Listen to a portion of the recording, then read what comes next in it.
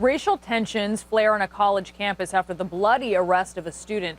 Gruesome images that are just igniting outrage, rallies, accusations of police brutality. And now Virginia's governor is calling for an investigation. CNN's Rosa Flores is covering this story as it unfolds at the University of Virginia. And these images are so hard to see. There is so much blood. It is very gruesome. There's also a lot that we don't know about this case. You're absolutely right. There is a gap where we don't know what's going on, and then we see the video. So let's talk about what we do know, and we're learning more about who Marquise Johnson is. And so here's what his attorney tells us. He's 20 years old. He is a double major, a leader at this college, holds various leadership posts. And then here's what we know from police. Okay, so it's St. Patrick's Day, and Johnson is going to a bar, and he's not allowed in the bar. Now, Brianna, it's important to note that his attorney says he was not allowed in, but it was not because of a fake ID. Was it a space issue? Was it a capacity issue? Again, it's one of those gaps of information. We don't know exactly what happened, but his attorney making it very clear. It was not because he was presenting a fake ID. Yeah. What we do know is that these agents then approach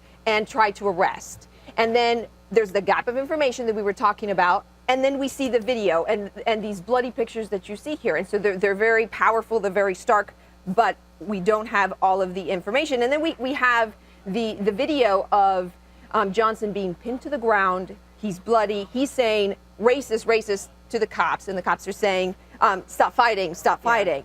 Yeah. But he ends up getting 10 stitches.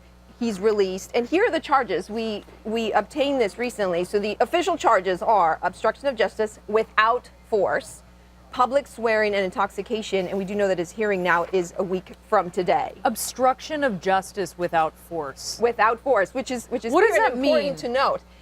I don't know exactly what that means. It's definitely, cop speak, but it does tell us that it's without force, which raises questions. So why is he pinned to the ground? Is he resisting but without significant force? We'll now, he is speaking, though, publicly at a rally, and I know that we have that sound. I want the remainder of the students up here to be able to share their opinions and share their feelings. And so I beg for you guys, regardless of your personal opinions and the way you feel about subjects, to please respect everyone here. We're all part of one community. And we deserve to respect each other, especially in times like this. Thank you.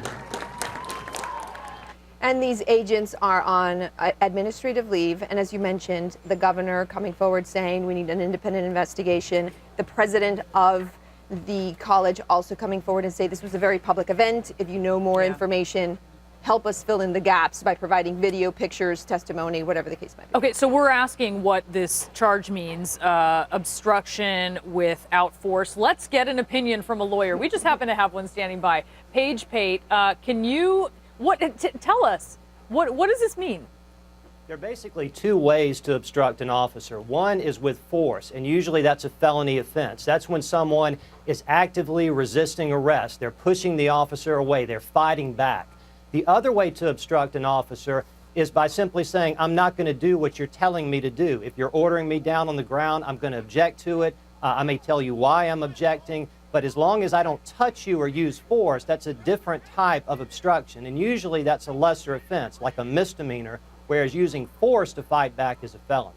Okay, so if he is, let's say, obviously this is alleged, but if someone is using obstruction without force, is it reasonable for them to be physically forced down on the ground in such a way that would render them bloody like this?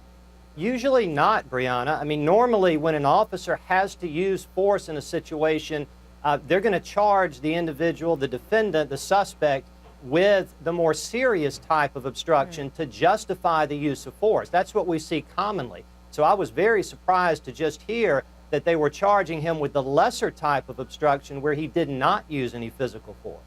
So this could be him resisting, not making it easy for them, but he's not striking them. What if he were backing away from them, running away from them? Would that be obstruction without force? Yes, it would. Running away from an officer is exactly the type of the lower offense of obstruction where you're not following orders, but you're not using any force or physical force against the officer. Okay, thanks so much for clearing that up, Paige. Really appreciate it. And Rosa Flores, thank you so much to you as well for all the details. Unacceptable, extremely concerning. Those are the words expected to be used by secret